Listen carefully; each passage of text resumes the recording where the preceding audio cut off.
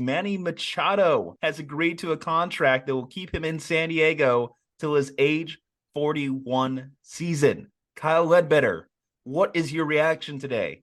Oh my goodness. Wow. They didn't even make us sweat this time. Like usually when you have contract negotiations and the first offer is embarrassingly low and there's reports from Bob Nightingale about a potential $40 million a year contract, they make you sweat it out through the season. They didn't even make us sweat. It was like 5 days, contract done.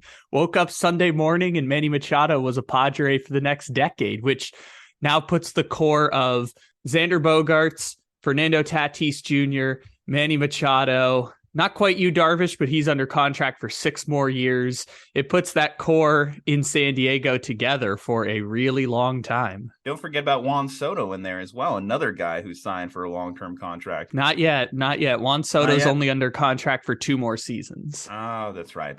But hey, young core, a lot of exciting guys around the diamond. Manny Machado, how is this contract going to age? Do you think it will age gracefully? Is there like a peak window? Is there a championship window? Do you think the Padres have to capitalize on here? I said this when he first signed the contract, and granted, I was in high school, so I had not perfected this craft of giving nuanced conversation and debates in sports, but this one aged perfectly well for me, which is, as a Padre fan, if he was in a position to opt out of $30 million a year in 5 years, because if you remember, the terms of his original contract were 5 years, 140 on the front end, and then 5 years, 160 had an opt out. If he was in a position to opt out of $160 million, it means things went awesome with his first 5 years of his contract. And we can confirm that they did. He finished second in the MVP last year, third in the MVP in 2020. He's been legitimately one of the 5 best hitters in baseball and is going to walk into the Hall of Fame most likely. As long as he just puts up decent numbers for 4 seasons, he'll walk into the Hall of Fame once his career is over. So as long as he played well, that contract was going to be fine. And as the contract keeps aging, like from a baseball standpoint, these contracts that age into their 30s have the potential to go really poorly. Obviously, we can point to the Miguel Cabreras, the Chris Davises, the Robinson Canoes. Like there's ample reasons to be like giving a person a large contract into their late 30s is problematic. And as a San Diego fan, I don't care, man. Like Manny Machado is going to be our third baseman for 10 to 15 years. Like I'm cool with it. Even if he starts to go downhill, he's already delivered statistically the greatest career of any San Diego Padre in the last 25 years. So at that point, I'm chilling, man. Like I'm cool with the contract going south. I'm cool with him just being our third baseman for 15 years. It must be nice. I mean, hell, decked out in Giants gear here. It's nice that you have a franchise that's willing to actually spend some money to make a championship window develop. The Giants are refusing to spend money. The Padres are seemingly over the last 2 years the highest spending team in the division right now, because the Dodgers, they're seemingly content to kind of let their younger guys come up. They're letting higher price guys walk, some higher price veterans walk now. Stalwarts like Justin Turner no longer with the team. And now bringing like a JD Martinez. The Padres, like you look at what they're building here, and you would say that on paper, at this moment, they might be better than the Dodgers.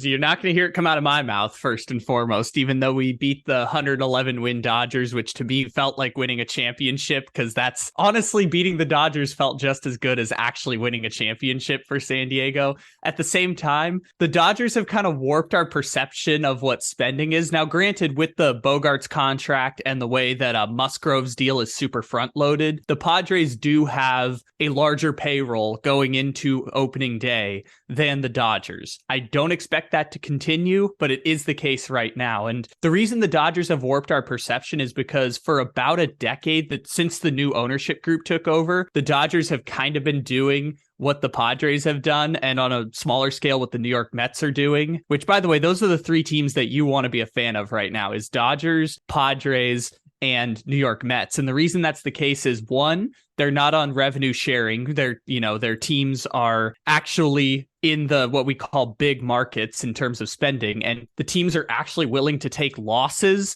to put a better product on the field. And for fans, that's so much better. I mean, we talked to Bob Nightingale last week. The Padres are losing $50 to $100 million this year on operating costs. They are willing to bleed money into this team in order to try and get over the Dodgers and get a championship team. And if you want to talk about championship windows, I don't see a better opportunity than right now for San Diego. They've already taken out the best Dodger team of the last decade. Like we talked about, the Dodgers subtracted Trey Turner, subtracted Justin Turner, Cody Bellinger, all these periphery pieces.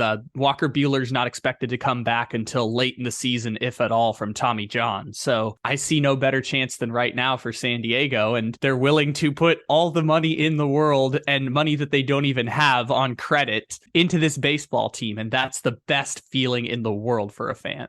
Well, you mentioned the Mets and Dodgers, and the Padres can proudly say they beat both of those teams in last year's playoffs. They're just going to get by the Philadelphia Phillies, and we know the Phillies spent a little bit of money too this offseason. But anyway, guys, we'll leave it up to you in the comment section now. What do you think of the NL with the Padres locking up Manny Machado for the next 11 years? How do you think this contract is going to age? I'd like to hear your thoughts in the comment section. Leave a like on the video, subscribe to the channel, follow us on all our social medias. Stay safe, happy, and healthy, and we will see you next time.